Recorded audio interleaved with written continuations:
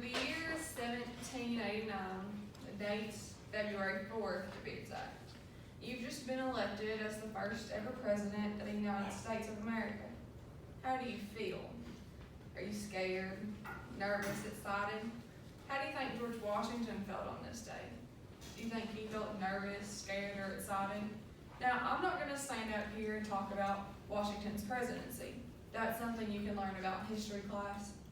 Instead, I want to talk to you about all the research I gathered from multiple sources and describe Washington's childhood, his time at war, and what led up to his time as president.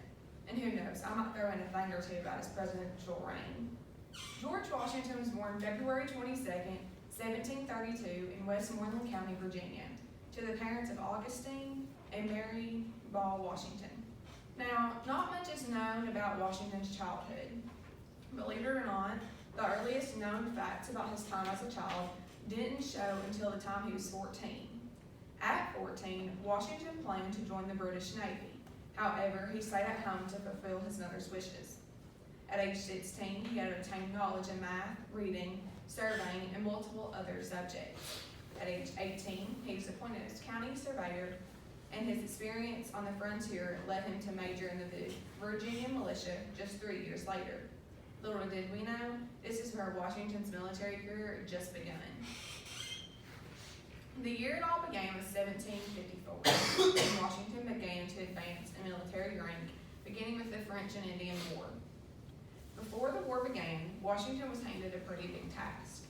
He was to warn the French against invading English territory. By doing this, the governor of Virginia made Washington lieutenant with orders to dislodge the French. Now, this might not seem so important.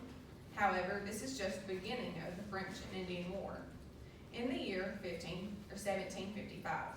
In 1755, later that year, Washington was appointed as the title Commander-in-Chief of all Virginia troops.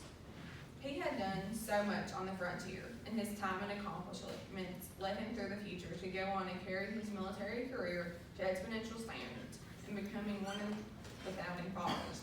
However, like most, Washington later resigned in 1758 to return home, and later that year he ended up marrying rich widow Martha Custis.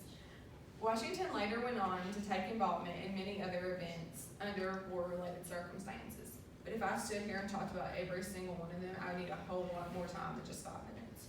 Now, his war affiliations came to an end in 1783, but that didn't stop him from anything. During this time, Washington focused on farming and expanding his estate while doing so. He also became involved in politics. He was elected to the Virginia House of Burgesses in 1774. He became one of Virginia's representatives in the Continental Congress. Now, he was commander-in-chief in the Continental Army during the American Revolutionary War. During the American Revolution, he led colonial forces to victory over the British and became a national and military hero. In 1783, he was elected as president of the convention that wrote the U.S. Constitution. 2 years later, the first president of the United States was elected. Washington went on to serve 2 terms. During his first term, he focused on laying down the foundations of a role as president. His second term consisted of focusing on foreign affairs. It was through this time in war and knowledge of multiple components that gave him the great characteristics to become such an outstanding president, whom had the qualities to run a country of individuals. So, there I told you a few things about his reign. During Washington's life, he realized many things. For instance, as president, he realized that the way he handled the job would impact future leaders who approached the position.